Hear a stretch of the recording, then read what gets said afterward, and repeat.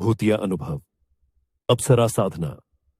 हिमाचल प्रदेश के एक छोटे से गांव में एक पुरानी हवेली खड़ी थी, जिसे लोग भूतिया हवेली के नाम से जानते थे।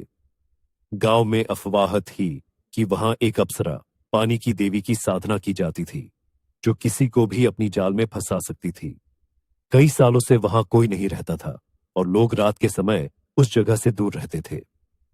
एक दिन गांव के एक युवक अर्जुन ने तय किया कि वह इस रहस्य का पता लगाएगा। वह हवेली में रात बिताने का साहस जुटाता है। रात को जब वह हवेली पहुंचा तो उसने देखा कि हवेली के अंदर अजीब सी शांति थी।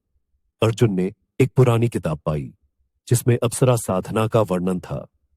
उस किताब में लिखा था कि रात को विशेष अवसर पर अगर सही मंत्र पढ़े जाए तो अप्सरा का दर्शन होता है और वह इच्छाओं को पूरा कर सकती है। अर्जुन ने मंत्रों का उच्चारण करना शुरू किया। जैसे ही उसने आखिरी शब्द बोले, एक ठंडी हवा ने उसे घेर लिया और एक चमकीली आकृति उसके सामने प्रकट हुई। यह आकृति एक सुंदर स्त्री की थी, जिसका चेहरा स्याह और भयंकर था और उसकी आंखों से खून के आंसू बह रहे थे। उसने अर्जुन को घूरते हुए कहा, तुमने मेरी साधना में बाधा डाली है, अब तुम्हें इसकी कीमत चुकानी होगी। अर्जुन डर के मारे कांपते हुए भागने लगा, लेकिन हवेली का दरवाजा अपने आप बंद हो गया। अब वह जाल में फंस चुका था। अप्सरा ने उसे अपनी ओर खींचा और उसके शरीर से आत्मा निकलने लगी।